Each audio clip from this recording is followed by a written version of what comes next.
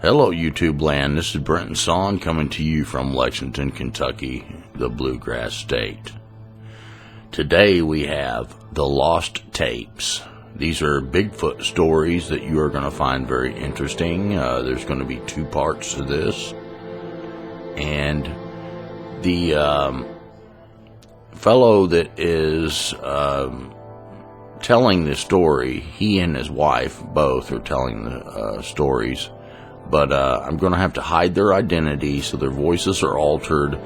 And these are recordings from a while back, and basically my and his voice are all rendered on one audio file in two different parts. So this is going to be part one, and from there you're going to have to just kind of imagine that my and his voice has to be both altered because it's on one track. So anyway, to set this up, he has a rock quarry, and I have to hide some of the information on this so that it doesn't give away his identity, because he's very well known in this part of the country. And we're going to say this is from the Northwest. And that's as close as I can go, because this would go viral basically if this guy's information was to get out. So I hope you enjoy this information, because this is a guy who did not believe anything about Bigfoot, but this came to him due to basically some forest fires and some things like that had happened in his region.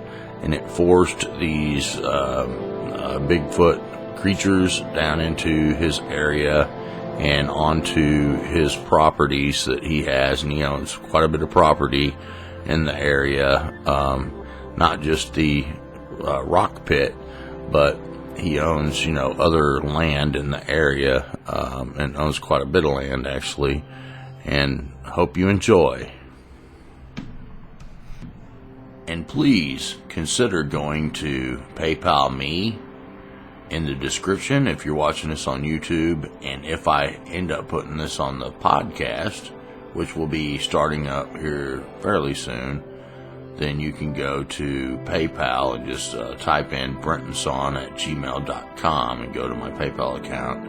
And consider making a contribution to help through these times while basically ISIS videos were aired on YouTube, and they ran commercials. We lost a bunch of advertisers, and it's hurt most of the YouTubers, unless you're really big time. I guess you could be making it, but consider making a contribution, and I appreciate those who have, and God bless you.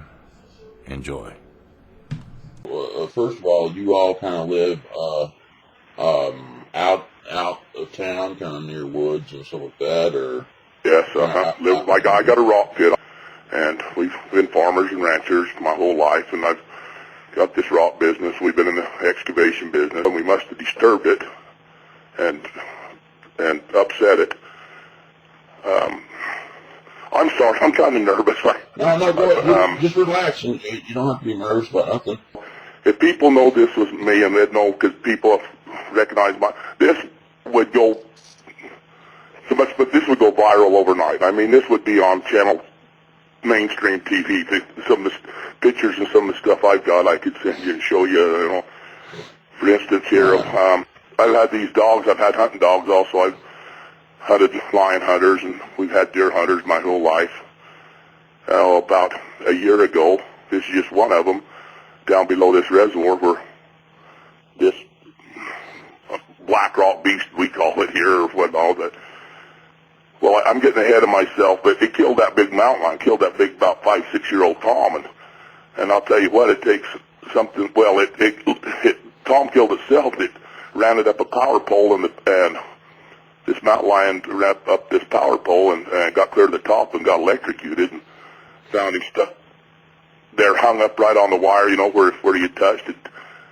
And I went and got a dog and backtracked it back. I got pictures, one place where you can see this big old human track right alongside this big old palm track, and I took that dog back there, one of my good hounds, and backtracked it, and matched it where that's coming off that mountain, and I know that's what ran that lion up that telephone pole. Now, I've caught lions, I've hunted lion my whole life. I've never, ever even imagined one tree up a telephone pole, a power pole, when you got big old cottonwood trees and cedar trees on the other side of the hill, I think it must have known that whatever was chasing it could climb a regular tree, and it tried to climb that power pole, and it ended up getting electrocuted, and I got pictures of that lion there hanging on that thing. But back when the economy started going bad, I was getting robbed. These dope addicts, mostly tweak addicts and whatnot, would come in there to my pit, and they'd steal my copper wire. They'd strip our copper wire, and it was costing me tens of thousands of dollars, plus work. So I started staying down at my pit. I was staying in an old motorhome that I had down there that looked natural. I was kind of a vendetta. They hit me like 6 different times and really caused me a lot of problems. So it kind of got to be a vendetta. So I started staying down there trying to catch these thieves. It's caught some, but that were all what we found. But I don't remember. I first 2 or 3 weeks I was there. I've stayed out in the mountains. I've hunted, like I say. I've spent a lot of time out and around the hills, but so I'm not scared. I'm not. My imagination don't get away from me. As a matter of fact, I kind of feel bad because I used to be such a skeptic and made fun of people and acted like a real asshole sometimes. Then the tables get turned on you. Yeah. Is this the rock pit or whatever? Does it hold water? Yes, it does. Okay. And I haul that gravel out of there. We made a pretty good sized business there. But anyways, hauling that stuff out there. But the trees they built back in 1970, and it's so thick down there you couldn't hardly walk through it. One of the other workers that was down there, I had some brothers down there, and they was servicing our equipment when we had to take over 500,000 yards or ton out of there, and the one big stout kid, he got off there at night, and they'd stay down there after and grease and the equipment and service our equipment.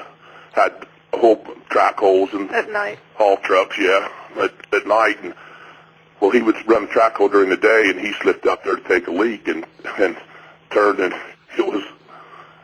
And he hadn't heard any of my stories. I'd never even mentioned to it. And he told me, and we had about 24 or 5 guys working down there. This is a big, stout young man, but they drove him. They teased that poor guy so relentless, that. Tell him what he saw. Yeah, well, he's seen it. He was only like 20 feet away from him. Yeah. In them trees, and it scared him to death. They wouldn't. It growled at him. Yeah, well, he came to me, and after that, and they wouldn't. I had to have them bring the equipment up to the pit, drive it up to the pit, and still leave it down there every night. And I had to put up lights and all kinds of stuff because they just refused to go down there and work. They wouldn't work down there after dark. Did he give you a description? Oh yeah, I can tell you. Well, I've seen a couple of. Well, I'm just going to tell you, and if you think I'm crazy, you can. No. But yes, I've seen a female and I've seen a male both.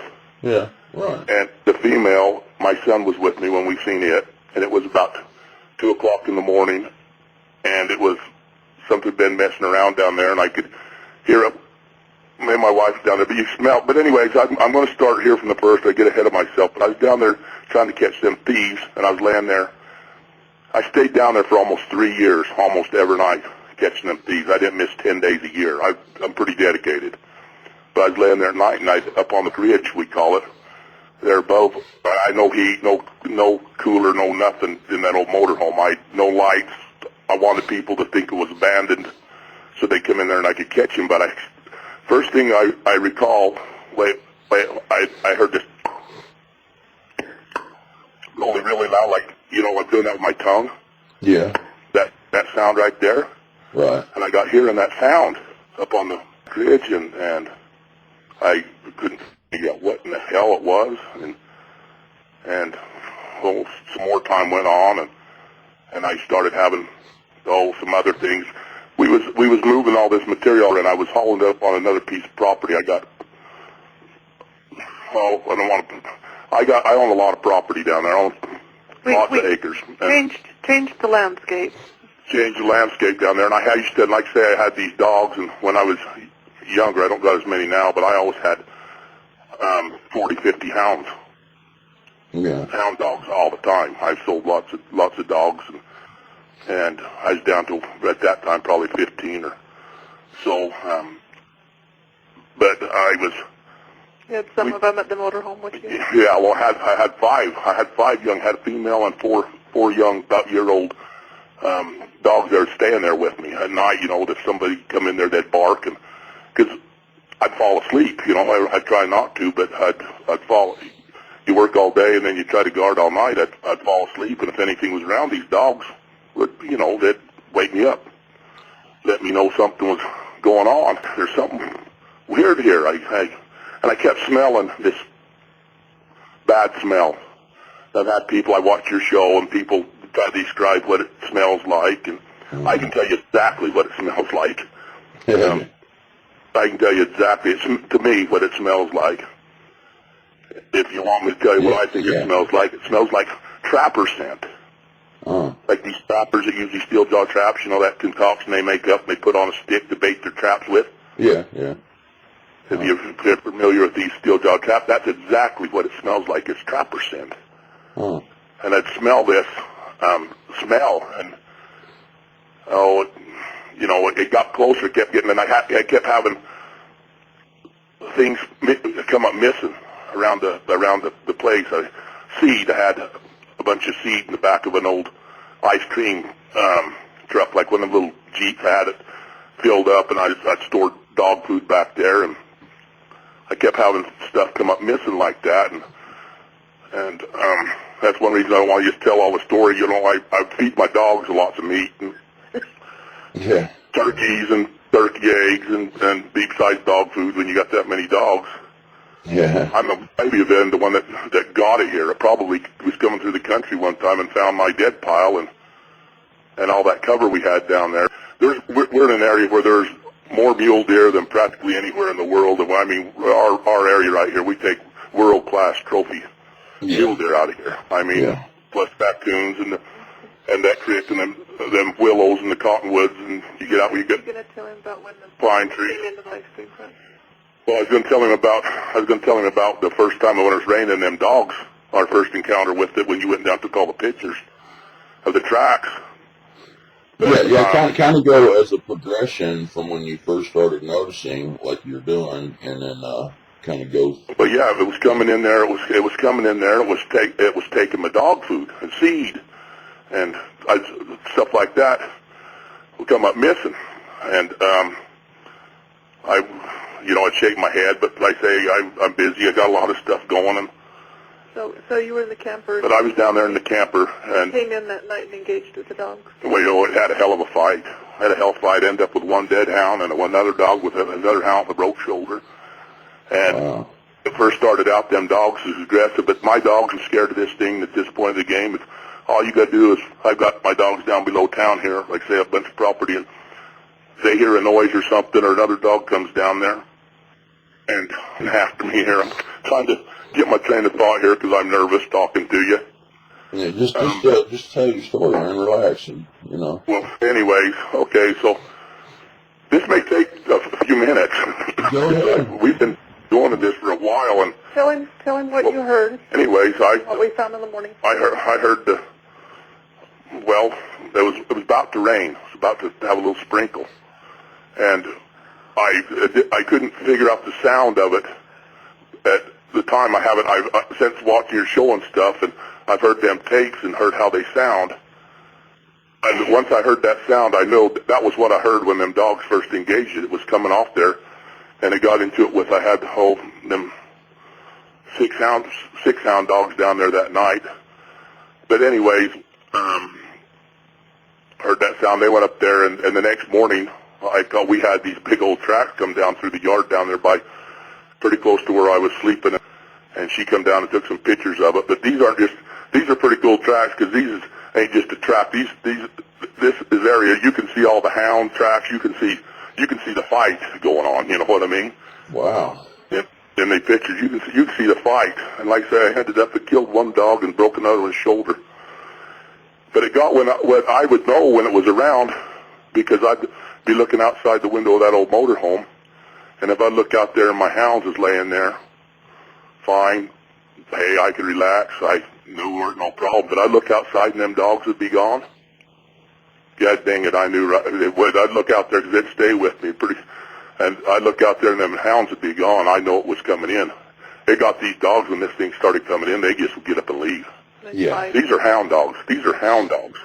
I mean, I got a pack of dogs. I'm not trying to brag, but there ain't a tall lion on the mountain range that I got 7, 8 of these big old good dogs. Catch that lion on the ground, stretch him out, kill him. That's the kind, they would. There ain't a lion up there, and they're scared to death of this thing. Yeah. They don't see me. I can pick up 2 rocks and smack them together when they're barking and raising hell, and they'll all put their tail between their legs, and they'll dive into their houses and not make a peep. And that's really uncharacteristic for hunting dogs, lion, bear dogs, that You've had the rocks kind of stuff. thrown at you. Well, yeah, the girls did at night, but well, anyways, we got these pictures. They ended up being like 18 inches long, and it was 7, 8 inches wide. It was a long stride. Oh yeah, long stride. It was, and well, I had a Mexican guy working down. He worked for my dad he worked for me for over 20 years, and he worked for my dad before that. He's kind of like a member of the family. He helped me do chores and that kind of stuff, and he was there. Right. And he seen them tracks, and he freaked out. I'd known him all these many years, and after he seen it, he tracked it. He quit working. He wouldn't come back to work. Won't even come up. I've got him to come up when I've been out of town and feed the hounds. He won't hardly come up and visit. Yeah, and I found out. He told me afterwards. I'd known him all these years, but he was a young boy in Mexico, about 9, 10 years old. And this guy's not a BSer. I mean, he is a nice guy. Like I say, he's been in our family for over 30 years, between my dad and me. Right. And he says that the little boy in Mexico, Bigfoot, came in and stole his friend, never found him. He believes that's what took his friend. Right. Whether it was or not, and he's scared to death of it. He's up here helping me build fence. And he was, I shouldn't use his name, but you're not. The reason I called you is I want to tell you because I think you're an upstanding guy, and I don't know how to handle this. I don't want my name mentioned. I don't need no fame. I got plenty of fame. And You saw the female? but anyways, like I say, in this area right here, because since then it's just not me. We've got a little bit of other folks. To have other people come to him and ask him. Well, for instance, but anyways, I'll tell the story as it goes. But I just kind of tell you the way I remember it. This has been over, a 6, 7 year period from the time this all started, off and on till now, and I can't even remember everything that's happened. But anyways, it came into the pit that night. We called it the pit, and walked down through there pretty close, but it would stay out of where I couldn't see it, and I smelled it, and then another night I had a bunch of stuff going crazy, and I called my son. I'd call my son when somebody's coming in the pit. I'd lay there because we was trying to catch him. Ended up, trying to catch some tweakers, but a bunch of noise, and we went on up the road to where I own some other fields where I run cattle and stuff in. It was about 2 o'clock in the morning on a Wednesday night, Tuesday or Wednesday night, and the spotlight out in that field, and it was grass, but a lot of big old sunflowers. Really high. Really high, and right there on the fence, and we seen a female, and was standing right there. I went back the next day, and I judged it from the height of the post. It was standing by a post to have been about 7 foot tall. It looked like a big female. Yeah. Michael Jordan. You see that film. WNBA. You see that that Peterson film and whatnot with that female Sasquatch in it. She was younger. The one we seen didn't look like that. I'll tell you, the one we've seen didn't look anything like that. It looked way more human than what this. It didn't have no hair on its chest, didn't have no hair on its face. Yeah. It was actually, it was pretty. I called Judy afterwards when I told her what me and my son had seen, and other than looking at, you see its breasts, but the way I remember is the look that it gave me and my son. It just give us this look like of Disgust. Yeah, utterly disgust. And it started walking towards us, but then it hit the fence, and then it stood there. And I was trying to get my cell phone out and take a picture of it. Right. And it just turned and walked back into the tree line, the sunflowers and all that, and just disappeared. But so at that stage, my wife and us, we had no real problems, to speak of. Everybody, she's thinking, hey, it's pretty cool, pretty fascinating and everything. Well, I'm going to skip ahead a little bit. I got a beautiful, wonderful wife, and she's as honest as the day is long. She was with me. Okay. And we were staying, I got her to go down there. Our girls was the only ones we had left in the house.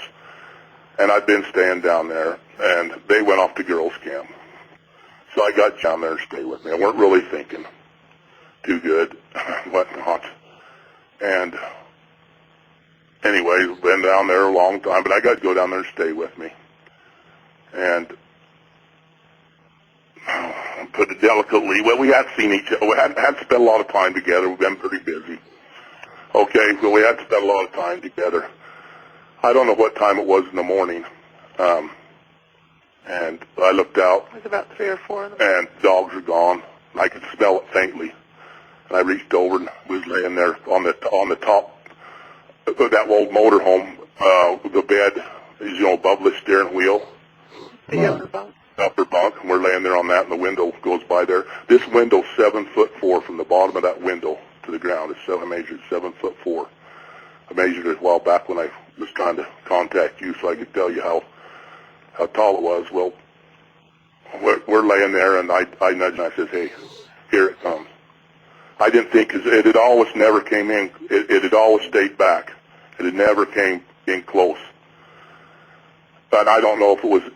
I think it could smell her. I think that was the difference. But anyways, we smelled it, and then we heard it, and the gravel outside there, you could hear it walking on 2 feet crunch, just like a person walking, stepping in big old heavy tracks as it stepped on that light, the heavy on that gravel outside there. It was right next to the right RV. next to us, and the smell was, it got as closer it got. But when it came by that window, we had the blind pull. It came past that window. It blocked the whole window. This was the big male, I think, because it was taller than the window was. And it came. We was right there. Our heads was right by there, and it stopped. And our heads are, even with our heads, me and her was laying there, and we're just being both of us just as still. And I had a 12-gauge shotgun with them, kind of shells that I got from a cop that pierce a engine block. Right. But I'm not, like I said, but I'm not used to just shooting through something that you can't see. I seen it walk by the shadow and smelled it. The smell was horrible. You could, as scared as we were, if it had stayed there much longer, the smell would have overtook you. You would have had to move. Yeah. It was that bad. That's your gag. And scared clear to death, my wife. And that thing stopped right where we was. I mean, all that was between us was just that motorhome, that thin motorhome wall, and we could feel it brushing up against the motorhome, and it was sniffing, only really loud, like I'm trying to sniff right there, only almost as loud as what a horse would sniff, Oh, and it sniffed, and you could hear just a deep, low growl and sniff, and then it turned and walked off. Well, I slipped over and put my pants back on, and grabbed my shotgun and jumped outside, trying to. At that point, I don't know what I'd have done, but we were scared. But the damn thing it was gone. It was just within a flash. It was a lot of stuff to hide around down there. I got lots and lots of equipment and stuff. But anyways, and she was right there with me and experienced that. And like I say, we have seen the shadows that walked by. We didn't see it that night, but it was within a foot. I'll bet its head was within a foot from our head. And boy, you could just hear it, just smell, just sniff. And I think it was because I think it could smell her. I think then after that, that's when the son of the damn thing, that's when it started getting mean. That's when I started having problems. Can you tell about those keepers below the lake? Well, no, I'm going to tell you about my hound dogs up there. Died up there first. And like I say, I've got these hounds. They're a big part of my life. I've had hounds for over 40 years. And pretty proud of them. Your dad did? My uncle. But anyways, they've been in our family heritage for a lot of years. And I had all these dogs tied up. And like I said, we're filling this property, and I'm in the process of moving these dogs a little further out of town. I own a couple thousand acres down there, and I'm trying to get them a little further out of town. They're already out of town, but I'm down there doing something, and my nephew is my daughter's, she's raising Just say nephew. But anyways, he says, hey, you got to come up here. He says, hey, something's bad wrong with the dogs. And I said, what's the matter? And he says, hey, I can't tell you. He says, you got to come up here and see. So I jumped in the truck, and I went up there, and the two hounds, I had two big, good-looking, about 1.5-year-old pups. I just had, weren't pups, young dogs, but I just had them started good. I mean, they was just big, stout, nice kind of dogs. And I had them tied right there on the end. I had about 12 of them tied across right there, and these was the two-end ones. And they're both dead. Something, I'd never seen anything like it in my life. It was like Friday the 13th. That one dog's neck was broke, and his head was turned around, twisted looking, so he was looking completely opposite of the way he should have been. And the way you describe it, like when you skin a rabbit, something that grabbed them hound dogs, both of them, and right below the neck, they grabbed them and just ripped the hide off their body clear to their hips. Yeah. Just like just skinning a rabbit. Yeah. And I mean, these dogs are badasses. They're good, big. They're 1.5 years. They're big, full-grown dogs, male dogs. Oh. And they weren't chewed up. They were broke up. And the one house, I had one in a barrel, and the other one was in a wood house. Where the dog tried to get away, the house was torn completely apart. And oh God, there was blood, and it was horrible. That kid, I even got the backhoe and gathered him up and took him down and buried him right then. It was horrible. It just makes me sick to this day to look at them dogs. But they were chained up; they couldn't get away, and they were right there on the end. And I'd moved the food and things right there, and I think it was trying to take their food is all I can figure, or else it was just mad because it didn't get my wife. But then I know I had a problem. And then the ice cream truck, we called it that. I had filled with dog food and stuff and seed, and I thought it was the kid, but we couldn't. Something had tipped it clear over on its side. And me and my boy, and he's bigger than me, and I'm a big gun. I'm pretty strong. We couldn't lift it back up. I had to get the backhoe to set it back up straight. And so I don't know how many. There weren't no kid tracks or nothing around, So it sounds crazy, but it come in there and just. I don't know if it was just mad. I don't know what possessed it to come in there and tip that over and kill them dogs. But it pecks the feed off by the bag. Yeah. Well, it packed the feed off by the bag. But before, when I was feeding a lot of turkeys and eggs and had the big stuff down there, I'd haul the extra down there, down the canyon a ways, and every so often I'd take the backhoe to go down and bury it. And I always had more feed than what we could feed. I always had tons of feed down there. Right. So this is all straight dog food. All of this food and stuff. This is all down at the same place where the core. Yes, I have those there above the rock. It's on the same property. I own a big chunk of ground down there. Okay, so we're talking about this, but I own a big chunk of ground down there. Okay. For us around here. We keep the animals north of about quarry. Okay. And I own both sides of the creek, on both sides of me, across the road, and county roads are out through. I give them a usage easement to let them go through my property there for the road to use it for all. But I started finding it out, but one person, looking at some of these other person, was telling me it was a skinwalker. I'd never heard of skinwalkers before. I'd heard of Bigfoots, but I'd never heard of skinwalkers. And it was kind of interesting. It got my attention because where it was down there, where it was moving that material out of the reservoir, my dad, I can remember when I was a kid, I was probably 8 or 9 years old, and it covered up an Indian burial ground. But up above there was 2 Indian graves that was up above, pretty close to where we was digging to. And anyways, but my dad told me growing up that, I asked him why them were up there by themselves, and he says the Indians thought they were witches. He called them witches. And he says they took them up there, and they pointed their head the wrong direction, and put them face down, and buried them, wouldn't let them be buried in the cemetery with the other Indians. Because before that was the story around here. But there was the graves up there, and I've got another Indian burial ground just across the creek, a few hundred yards from my pit across the creek on a hill. We go down there. I remember picking up some bones of them when I was a kid. My dad made me take them back down after dark and put them back there. Told me we don't ever bother him. Made me take them back there as a little kid and scared the hell out of me. But I never picked up no bones after that, so got a little bit more respect. But anyways, and this person says, well, that's a skinwalker you're dealing with. I don't know what it is, but no, it's not a skinwalker. A skinwalker's a whole different deal. Skinwalkers are basically to leave the tracks. I'm just what people had told me, because yeah. Hey, there's been some other people that have seen this too, not just me. Now there's been people that I don't even know from anything, and down below here there's been some other sightings, and there ransacked the cabin out there, and there was another one of these Bigfoot hunters that came through, and he stopped and talked to me, and he said he had a picture of one. He took it out in the boat pasture. I run cattle out in there. It's about 5 miles down the road on my permit, but it's off my property.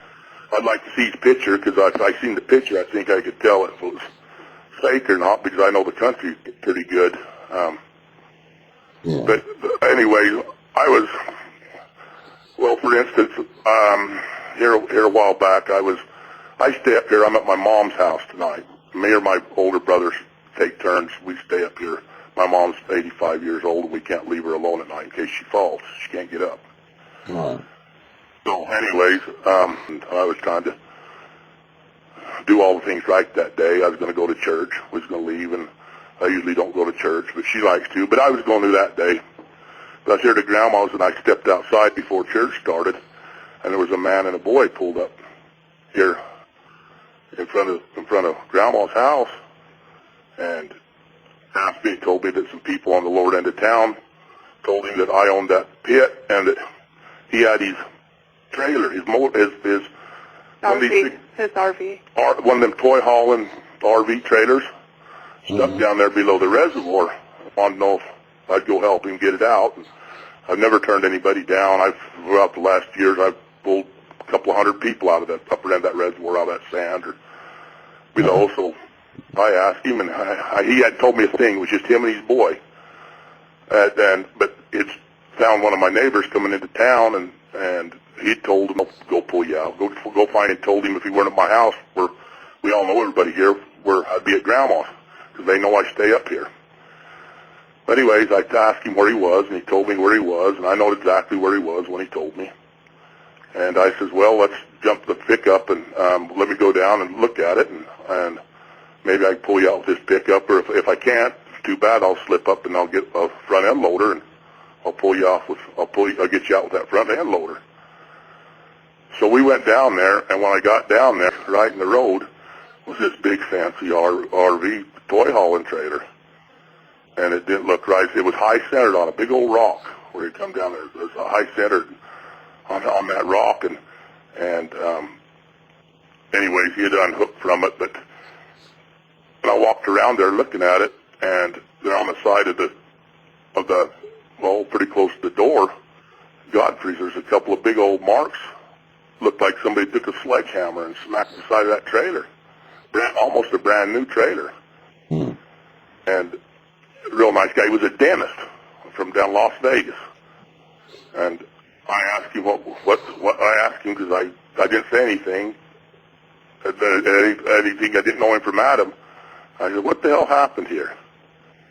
And so he told me his story, what happened, and he started telling me things that I was listening to because same sorts of things that happened to us, same kind of noises, same smell, same everything. And I still hadn't told him anything that I'd had any dealings with this thing, but him and his wife, and he had 3 kids. He had a 16-year-old boy and a 12 or 13-year-old girl and a 9-year-old daughter and his wife. And he was a dentist from down Las Vegas, and he was up here looking at Indian writings. We have, like I say, we have a lot of Indian writings and stuff in this area. And they come up here and they had one of them rhino 4-wheelers, and I can't remember, but I'll document it. But anyways, he says, well, it was like a Thursday night. They came up, and I can't remember, Thursday or Friday night. And set up their camp. They set up their camp and stuff. They was there the first night, didn't have no problems. Well, the second night, but there's it's a good climate here. There's a lot of transits and people that camp down along the creek until the BLM runs them out. That they thought their whole icebox come up missing. All their steaks and their eggs and their bacon and everything. All their food for the weekend. All their food come up missing. Something, and they thought it was just one of these transits that come by while they was out looking for Indian writings and stole their food. Right. Which I guess would have made pretty good sense. But the whole cooler was gone. Yeah, the whole cooler was gone. But anyway, so they went to town and they got them some more supplies and everything, and came up. And this time at night they put them in the trailer with them. And they was getting ready to go over to. There's a bunch more Indian writings, and he was hooked onto this trailer because they was going to get out of there early that next morning. And the kids had been riding the 4-wheeler around up and down the creek and having a good time. And he told me about 1 o'clock in the morning, they smelt this smell, and he was more aggressive, and he didn't know what it was. He had no idea what it was, and he didn't have a gun. But he told me, he says he hollered at him. He says, "Hey, get out of here! I got a gun. Get out of here! I got a gun, or I'll shoot." And when he hollered, he says this thing let out the most ungodly, most horrifying roar that he ever heard, and went to pounding and shaking that trailer house, that RV, pounding and shaking it, and he said they couldn't hardly even get their balance, inside there. But he got a spotlight, and he got hold of that spotlight and turned the spotlight on, trying to see what it was. And as soon as he got the light, for some reason it took off. Well, they're sitting there trying to figure out what the hell to do, and just parked underneath some ledge and whatnot, and I went over seeing a big old rock. I mean, probably about a 3-foot by 3-foot rock, and come rolling off the hill, and pretty near, it come within 10 feet of hitting their pickup. Well, they just jumped. They were so scared, they jumped in that pickup, and with the trailer on it, they left their 4-wheeler, they left their barbecue or whatever else was out. They just jumped in and they hauled ass out of there. They had back. Well, it was going so fast, and he was panicking. And going around there, he didn't take that turn wide enough and high-centered that trailer and got stuck. Well, hey, they were scared to death. He just got out, which was probably a smart thing to do. He unhooked his trailer, left it right in the creek, and went down. They had to take the little girl to the hospital. The little girl went into shock, and they had to take the little girl to the hospital. Made her sick. Right. And then he's back here the next day, and he's telling me all this stuff and thinking, you think I'm crazy, but he says, I swear this is what happened. I said, no, I don't think you're crazy. So the little girl actually got physically sick? Yeah, they had to take her to the hospital. They had to take her to the emergency room. And she got sick. Okay. He went into shock. Did you ever? The hell out of her. His wife called me back about a week later and thanked me. For what I done for her. Did they mention how long it took the girl to get over it? I don't think the little girl's still over it yet. No, I mean, she says that they'll never go camping again. She says that she'll never. go camping again ever as long as she lives. Well, what I think happened to the little girl, I think, was infrasound. I don't think it was necessarily just shock. It was sometimes the infrasound that these creatures actually make with their vocal system might affect a kid differently than an adult. It'll strike fear into you. That's kind of a weapon they have. Oh, yeah. If you say the mother was you know, she had the kids covered up and you know, trying to hide them, protect them. right. Now this was trying to get into their RV. Yeah. This thing's got pretty aggressive. It's like I say, it's killed a couple of my dogs, and another thing that's got me worried about it is here about a month ago. There's been a old homeless guy that's been living down there below the reservoir for quite a while, and the cops come up here because all them guys around there, they come up around my place. I'm always giving them a gallon of gas or $1, or I try to stay friends with all of them, you know, because they got to, you know. Yeah. I want to help people anyway, but I don't need no problems with anybody, so I try to keep them bought off a little. They need gas, I give them a little gas. They need $1, I give them $1, or I give them food or whatever I can. Right. But and he had his camp down there, and the cops come out here to check on him. They can't find him. We found all his stuff. Well, I know, and I went down, found his camp, and he took had an old trampoline. He made a tent out of like an old trampoline and some pallets, some wood pallets, and had it down there. And I crawled around down there and found his door, but hell, he's long gone, but his backpack's still there, his cans of chicken soup and that kind of stuff that is there. His sleeping bag was there. He's gone. It sounds like to me a lot of the issues around there and the aggression is because of the food. And I've talked about this several times on the show, man. I've heard you. I didn't know that at first, though. You don't want to stop having that food out there if you're going to keep going down there. If you were to take the feed and all that stuff, where these things was coming there consistent and there was nothing there for them to get, they would turn ugly. It would get ugly with you and that's probably why they kill the dogs too, is because they see the dogs as competition with the food, or when they're coming to get some, the dogs bark and yap, and I think it's a very dangerous situation for you. I can tell you that. Oh, I think so too. And what's got me scared is my oldest son and 4 of my grandkids live down, like I said, that property over across the creek, and here a few months ago when we started. It comes in certain times of the year, about when the deer's rutting. It comes in, it's chasing them deer, and then the spring of the year when the crawdads and stuff start coming out, and the garden stuff comes on. But like I say, there's been other people have sightings. See if there's Maybe their orchards. One spot down there. There's been 3 or 4 different people, but that one with that scaring that little girl, that one was a bad deal. Family. That ruined them. Them people will never ever be able to go camping again. Right. Without thinking of that. Yeah. Because I seen it damn near rolled that rock right on their truck. Yeah. And I know that's what rolled that rock. That rock weren't just timing. Right. You know, and scared it.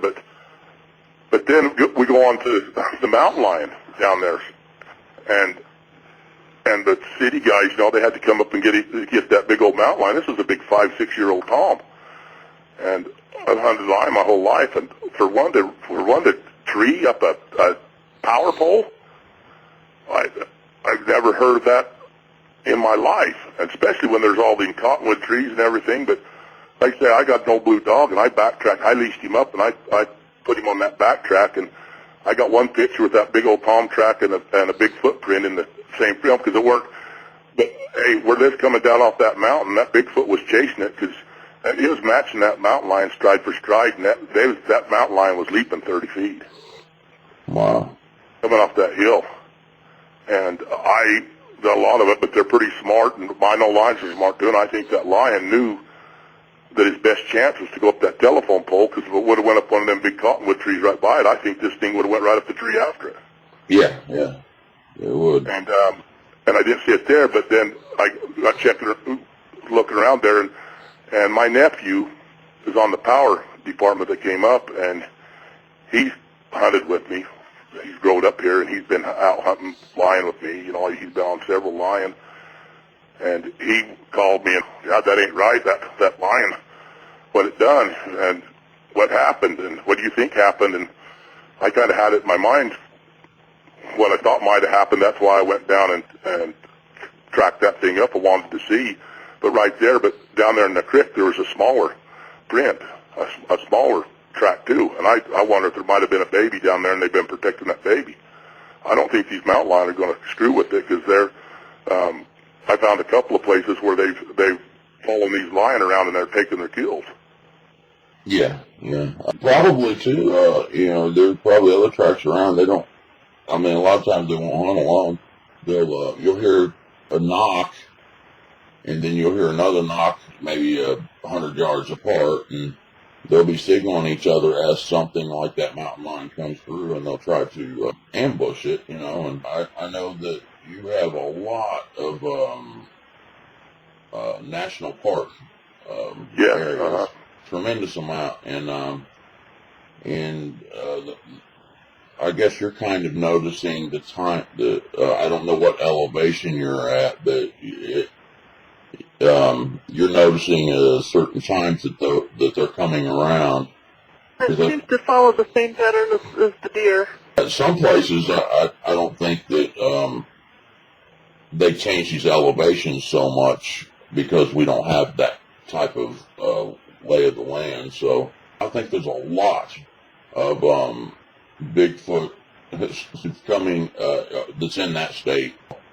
And I talked to another family that's got problems on their property. They started feeding these things, and they have been feeding them for like 4 generations now, because they're scared to quit. Every time they quit feeding them, their livestock, the sheep and things like that, come up missing, or they'll kill like every pig they have.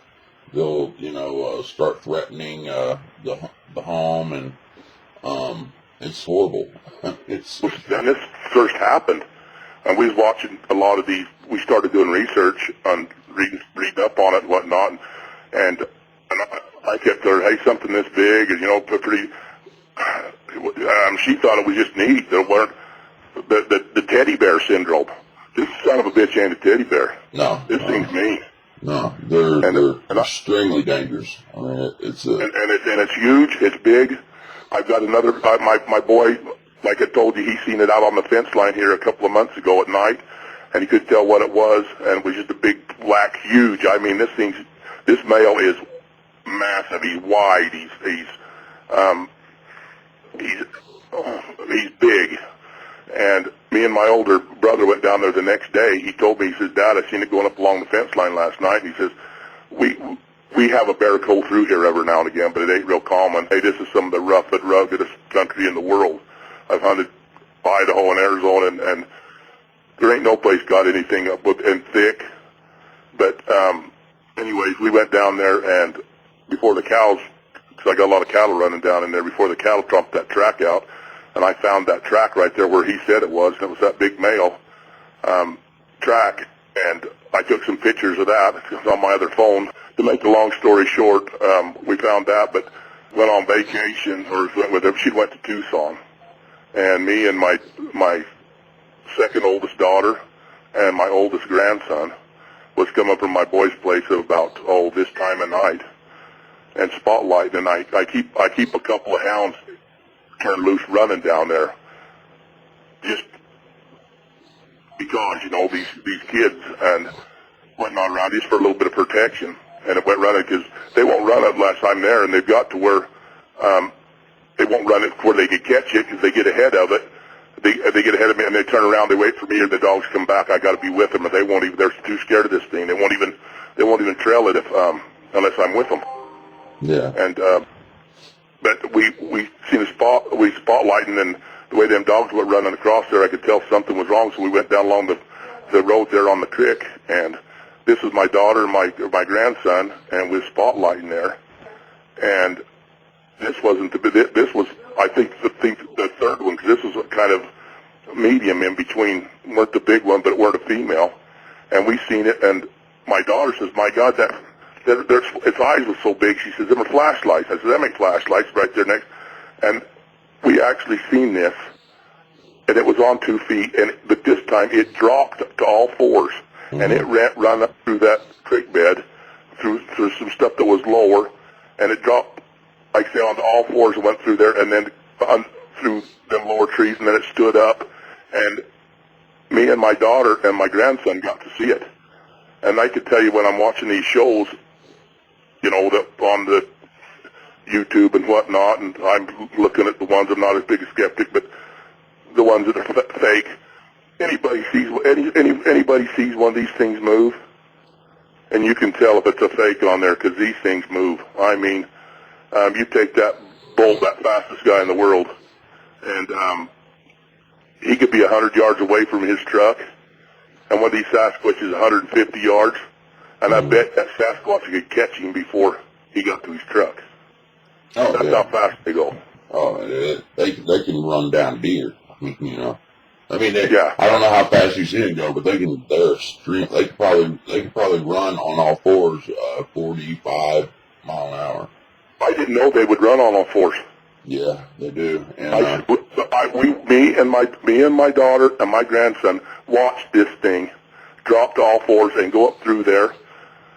Like, it was, well, you had to see it. it's real similar to like how a gorilla runs, but I think they stay a little more, because when they're doing it, they actually have their head straight up. It's not like they're leaning. It's kind of a really incredible action. I don't really know how they do it. Other than I guess they're built kind of like a gorilla, but they're also built a lot like a human too. I guess you've seen. The one we've seen was more, but it's different. That male is way different look, but that female, I mean, and it must have been a young one because it was perky. It was, and it wasn't fat. It was, and it looked like it had white on its face, and then its face looked like it was kind of dark tan. She was more reddish. Cinnamon color. She was beautiful. Yeah. Beautiful. Just shined in that light. That light. Her hair was, and the other, this male just big black, and just seen that one from a long way off, you know, and Yeah. On that. But anyways, it's completely a different deal. But I say I don't know what to do. I'm at a point where you know, I was your show and stuff, and they keep having. I don't know that I should shoot it. No, don't you even try that, because there's not just 1 or 2 around, and there's typically not just 3 around. If you shoot it, you're going to die. I can believe that. I could have shot it if I'd want. I think I could have shot it. I hadn't, but it weren't bothering me. If God, it keeps killing my stuff. I'm worried about it getting one of my kids. Right, and well. And that old guy that's missing, I think that's what happened to him, and it's chased some other people off too. It's got really aggressive. Yeah. And we're just want to protect people. That's why I contacted you. I wouldn't say anything because I say, people, I'm very well known here.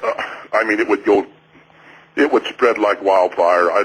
And my little, we don't tell the kids, but my little granddaughters down there, they seen it behind the house, and we don't talk about it around there. And she drew a picture of it.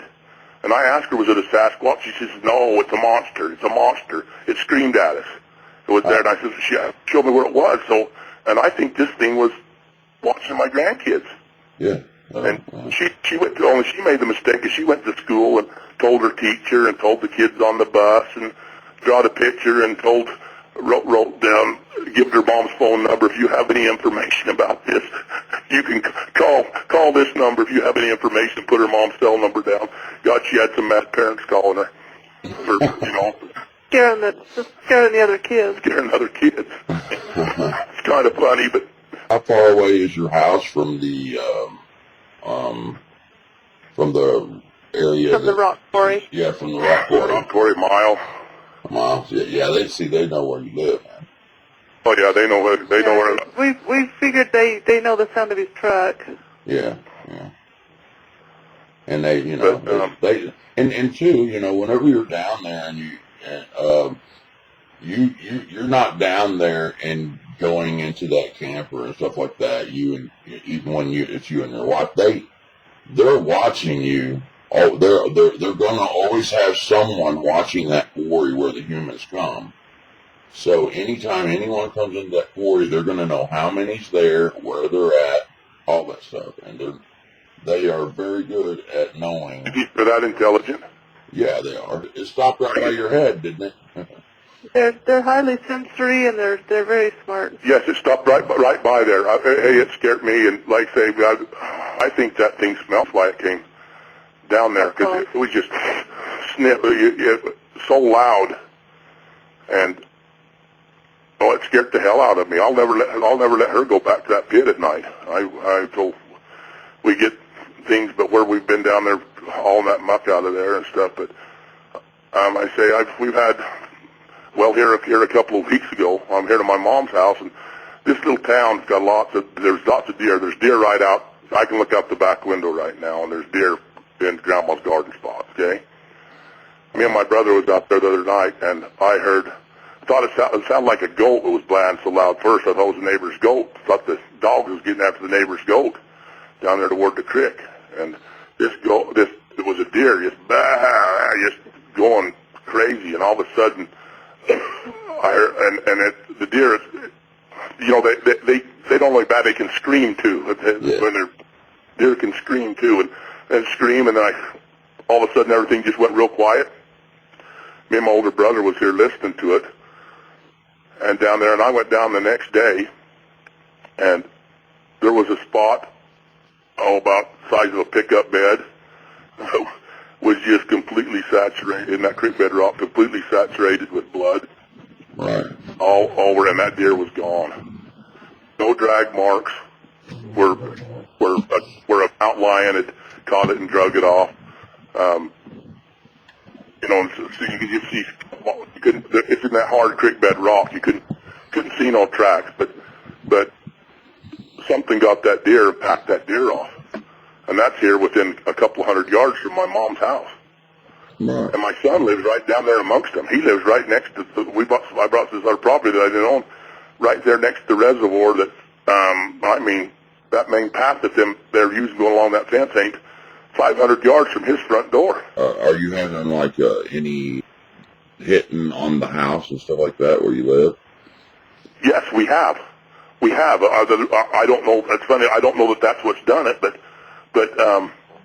me and my mom had that happen here a couple of weeks ago. It sounded like somebody just come to the back door and just whop, and was gone. I mean, she shook the whole house. Yeah. Woke us both up. You had that one rock thrown on top of the camper too. Yeah, the girls were down there with them. I was asleep, and that's why I called you. I don't know. I wanted to talk to you. I wanted your advice, basically. Yeah. I don't need to talk on TV. Like I say, I don't need no fame. I've got plenty of problems that follow me around anyway with my everyday dealings. So, Tell us the time that early on when you had reached its arm. Oh, I wasn't even going to tell him that one because he won't even believe that one. Oh, that one's No. Well, anyways, after I told you when me and him down there making out and going to sleep, and they got mad, and I kept going down there. They're curious. I kept going down there. Well, I'm curious. My God, please. This is a little bit more than curious because it was a dream. But when you wake up from a dream, you don't have 3 cracked ribs and your tendons in your elbows both tore from pushing so hard. Dreams don't do that. Right. Yeah. That's what I had after that deal. Okay, well, tell him what happened. Well, I was sleeping in that motorhome, and I don't know what time it was in the middle of the night. I tried to stay awake, but this is the summer, so you had the window open. Yeah, and anyways, I don't know what time it was, but I fell asleep. I just got so tired I fell asleep, and they know when you're sleeping. Yeah. They can tell when you're sleeping. Yeah, they're watching. Yeah, but anyways, and they must see really good, but I woke up and I felt a big old hand on my back. This window's 7'4" from the ground to it, pushing on me, and I say, hey, I'm pretty stout. I'm a pretty good sized guy. I'm pretty stout. I'm getting older, but I was pushing so hard. This thing pushed down on my back, and I was pushing so hard, and I couldn't move. And the harder I'd move, the harder it'd push. I remember about that, and I just, when you get in trouble, start to say some little prayer to God. But it pushed on me so hard, it passed me clear out. I passed out, and it actually broke the end of the bed. I don't know if that put the reach of it out on the end of that. But the next day, I tell my wife, but I had, and I don't bruise very easy, big old, she took pictures of my back, big old black and blue on it, but I pushed so hard as I was laying on my belly that I tore the ligaments in my elbows and cracked 3 ribs. My goodness. So it was just reaching into the camper, and it reached his hand through that window. I had that window open, and my head was towards that. I leave that window open too, because I chew tobacco. My wife gets after me for that. She's over here, and I spit out the window. She's over here cussing me right now. But that's But anyways, I fell asleep. I tried to stay awake down there, but every once in a while you get exhausted, and I fell asleep. And I woke up and felt this hand on my back. Yeah, that's, wow. This window's 7'4". I'm 5'10". I weigh 260 pounds. And he's not fat. I'm pretty strong. Oh, okay, and this thing pushed on me so hard, and I couldn't see it because my head was turned like the different way. I couldn't even. But I thought I don't know how long I passed out. From wind, but it broke. It pushed so hard between it pushing and me pushing. And it felt like a big hand. Yeah, it felt like a big hand, well, a big old bruise. But I ended up after that. I ended up with 3 cracked ribs and both them ligaments in both my elbows. Now, are you sure that the hand was coming in through the window? No. Maybe it was in the camper. Oh God. No, I was going to think. One of the things that's interesting. What was that, Judy? What if it was? Yeah, maybe it was the female. I'm kind of wondering that. Yeah, I've kind of wondered that too. Yeah, I can tell you a few stories on that, but one of the things. Let me tell me theory on that, because this has haunted me forever. Let me just say one thing. One of the things that Jay mentioned, they can tell when you're asleep. These people have set up, blinds and things, thinking they're going to, not be detected. And if you ever watch a cat out, knowing there's a gopher under the ground, and that cat knows the gopher's under the ground, and you can watch the cat, and the cat knows where it's moving. Right. Yeah. These beasts are so highly sensory. They know exactly where you are. They know how you're moving. They know whether you're asleep or awake. But you can't hide from them. Right. They can hear you breathing. Yeah. And I think people that think they're going to sneak around and the way it was sniffing makes me think they must depend on their nose a lot. Yeah, they smell you. Yeah. And here. My God, I have never ever thought of that thing being in that camper with me. Yeah, I think it was either the female came in that camper, curious, or it was reaching in through the window, one of them, to hold you down because they were taking something. But could have very well been in the camper, and you were starting to wake up, and it was like, I can't let this happen. And then, you passed out. I know you keep thinking, like you went to sleep or, that kind of thing. But I'm telling you, these things have the ability to cause a person to get sleepy and go back to sleep might have been holding you down and then was using something that you can't quite hear, and it causes you to get very tired, and you will, or maybe even pass. I don't know what all they're able to do, but it's